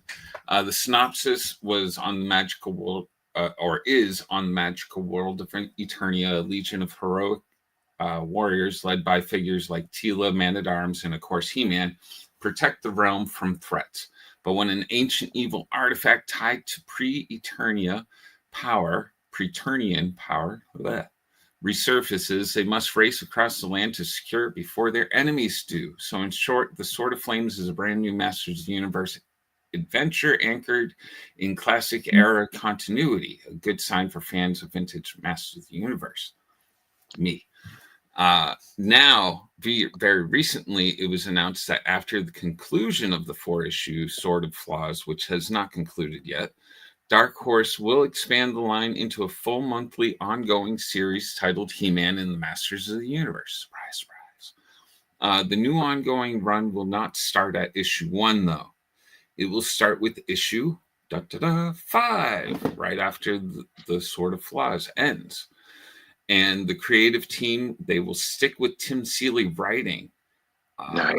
Yes, he is so educated in the world of Masters. He's written most of it too, so it makes sense that he's so educated in it. But the artist is gonna be Riley Brown. Yes, awesome. Yes, and Jim Charlemagne Pattis will be doing the coloring, and World Design is still going to do the lettering. So this is fantastic. I'm excited. So we haven't had an ongoing series since DC did a little, I think, 12-issue ongoing series. I think it was 12 issues. I'm excited. I need more Masters of the Universe. We're getting a movie next year. It looks, it's been pre-screening really well. I'm hoping for a reboot of the whole Masters of the universe. So there we go. Long-winded as I was. Yeah, no, that's awesome. And this is a perfect time for them to do it because, like you said, the movie coming out next year, and that movie has to rock, because the first movie was so bad. It's so bad, but it's still remembered as good by me. Well, it had Dolph in it, so it's I have a Dolph Lundgren autograph with him in the loincloth and everything. Oh, no way. Oh yeah. Yeah. I mean, listen, here's the thing, is that he, like I said, it's such an interesting property, but at the same time, there's such potential. And again, the character is still relevant. And that's, I think, the best testament is that He-Man comics are still being produced. There's still stories. And, Tim, like you said, for me, Tim is like the guy to go to. I mean, didn't he do, Jar, correct me if I'm wrong, didn't he do the TMNT versus He-Man Masters Universe, right? He did that crossover. I'm almost 100% on that, but not fully. I think so. Well, I just remember when we got to interview him at Terrificon, you were just super pumped, especially over the moon. Mm-hmm. That he talked to us. I was just like, oh. Mm-hmm. Are we getting the full interview with him? Yes. Yes. Yep. Yes, we are. Yes, we're having him on a little later this year. Yes. Yeah. Fantastic. I never, growing up, so Jar Jar, just like you, grew up with He-Man. I love watching the cartoon, but all my friends had the toys. I had Star Wars. My friends had He-Man, so I loved going over their house and playing, Castle Grayskull and all the shit. But I had the old handheld video game, which was awesome. But handheld video game, I don't remember that. I mean, I'm sure I played the Tiger one or something like that, right? Mm-hmm. Yeah, it was LCD, just a boop boop boop, Mm-hmm. But yeah, all the I remember the Gen X Atari stuff. game. It was fun. Oh yeah. But all the Gen X stuff is coming back, so He-Man, this is his time, it has to do it now. I need it to carry on so kids are out there looking for the figures and stuff, so my stuff stays valuable. Come on, guys, get into it. Well, they still have He-Man or Masters Universe cons, right? So yeah. There's a PowerCon. Yep. So I mean, it's in Seattle or something like that. If a brand has its own con, there's a market for it, Well, they've still been doing toys forever, mainly adult collectors stuff, but like kind of like Transformers, Yeah. I swear, again, just letting you see. I was like, no, this must be what when I'm just going off, just talking, because I was like, no idea. Let's wrap it up. Well, no, it wasn't even let's wrap it up. I was like, no, I'm going to let you boys talk. Let you have your Drew moment. Well, you got to let us old timers talk about like the cool stuff we have. I remember before the dark times, back in Eternia, when Skeletor plagued the land.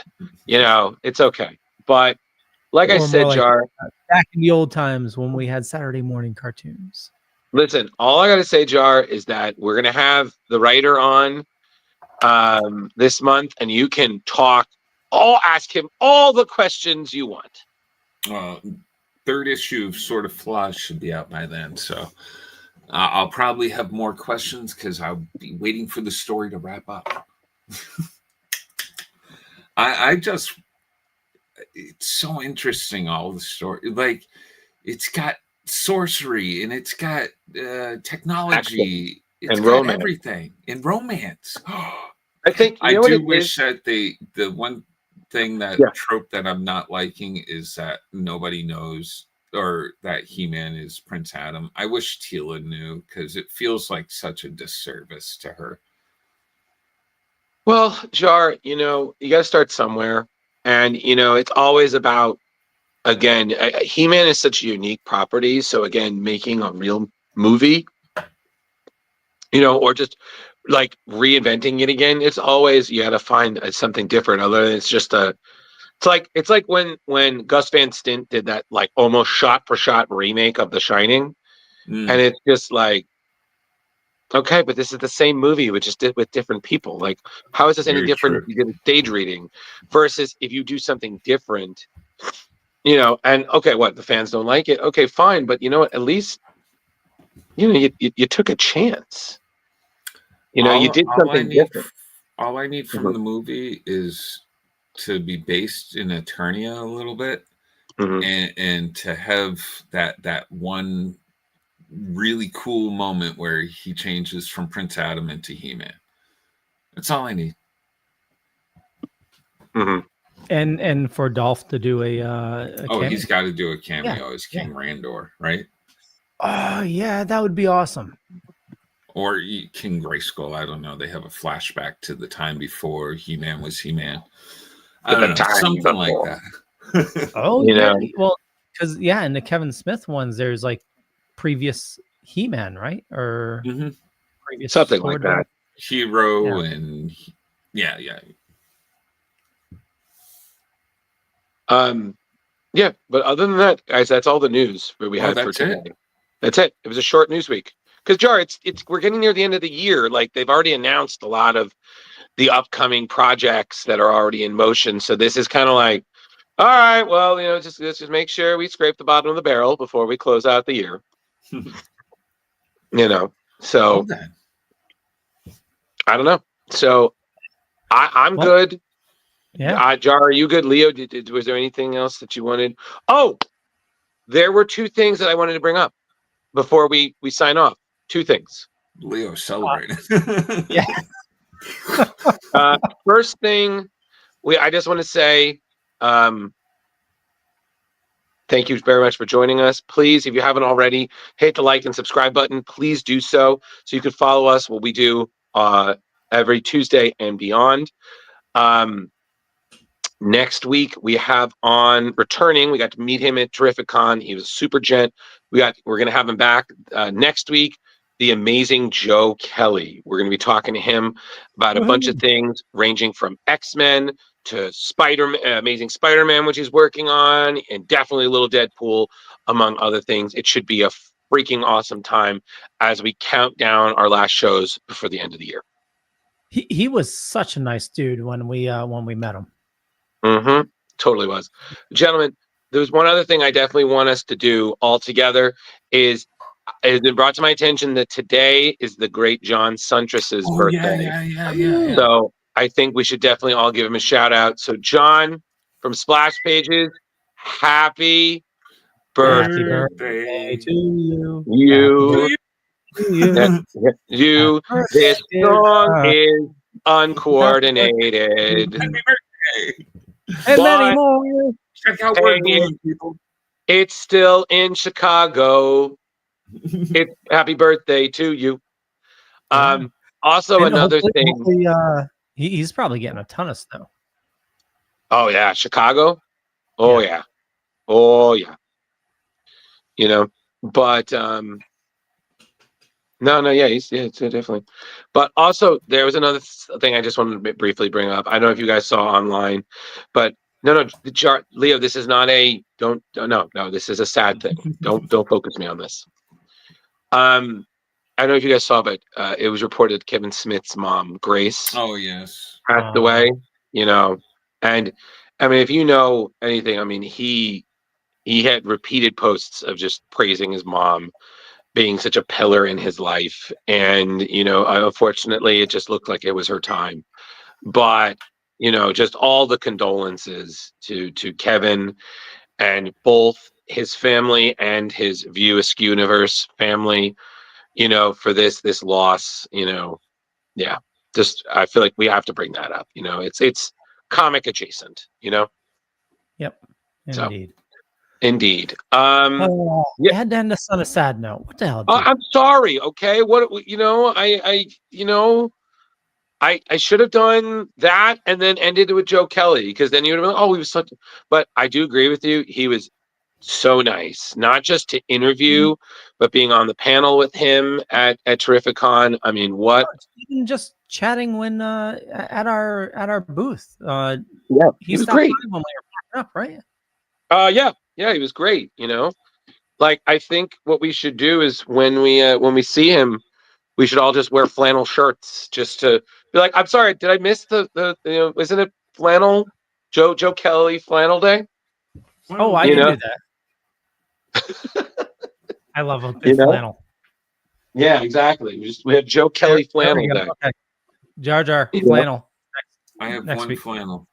One flannel. One flannel. Yes. You knew where I was going. One spin cycle to dry them. Yeah, but that's pretty much it. So, guys, did you have anything else? Because I'm good. For once, Drew is good. And we're under 2 hours. I'm proud. I'm proud. So, Leo, do you want to just call it a night? You Yeah, know, and we I- could have been I under only an feel hour like and a half because our interview ran 20 minutes longer than normal. So like we're on fire. We're shooting on all cylinders tonight. Indeed. The news only took a half hour. That's not I know. bad. Proud of us. Well, But- on that note, we're going to wrap things up. I want to thank everybody for watching this fine evening. You know how to find me. Just more importantly, follow these awesome dudes here and dudettes that aren't here as well, Kari and MJ. And, check out our Splash Pages, YouTube page. We got a lot of awesome stuff there. There's a lot of, special content that you don't see here on the live show.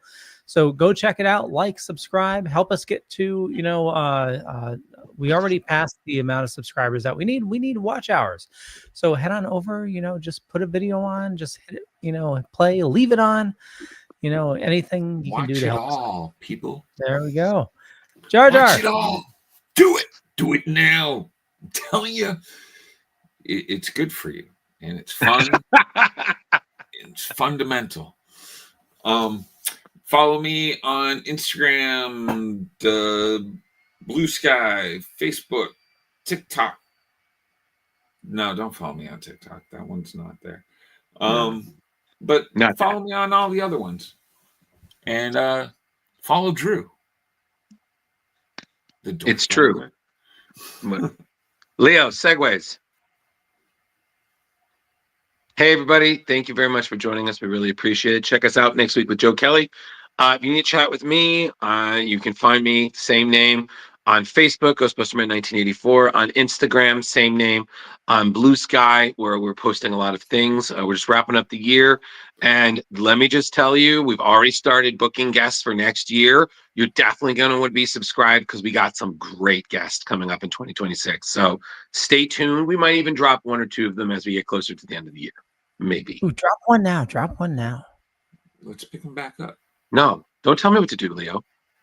Dropping people. Those poor people. No, not going to do that. But all right. But thank you so much, everybody. Stay warm and dry.